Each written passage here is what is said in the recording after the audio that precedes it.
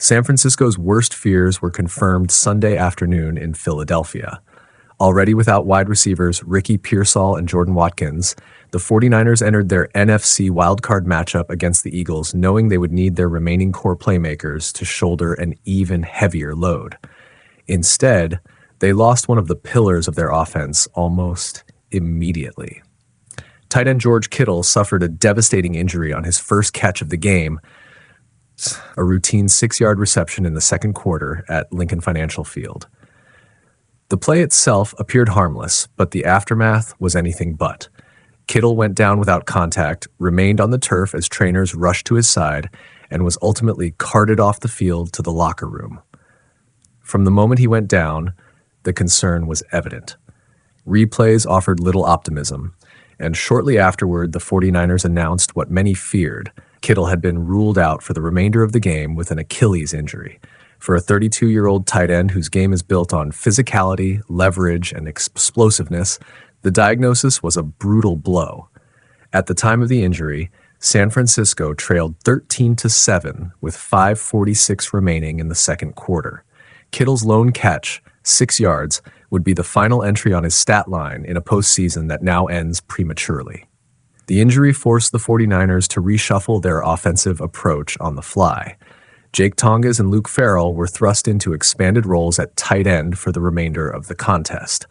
Tonges, in particular, has shown the ability to contribute when called upon earlier in the season, but neither player replicates Kittle's unique combination of elite run blocking, matchup versatility, and emotional leadership. Kittle's loss loomed far beyond the box score.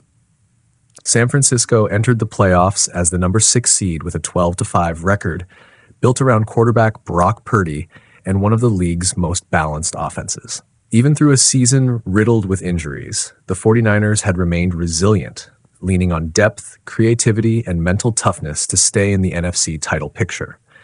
But Kittle's injury marked yet another chapter in a season defined by attrition. Earlier in the year, he missed multiple games with a hamstring injury that required a stint on injured reserve. His snaps had been carefully managed upon return, given how central he is, not only as a receiver, but as one of the NFL's premier blocking tight ends, essentially a 6th offensive lineman who also commands defensive attention downfield.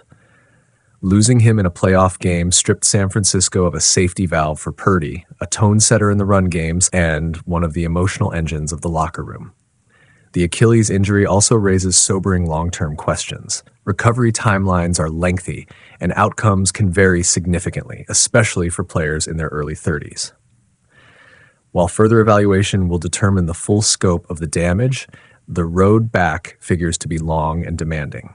For the 49ers, the immediate challenge was survival.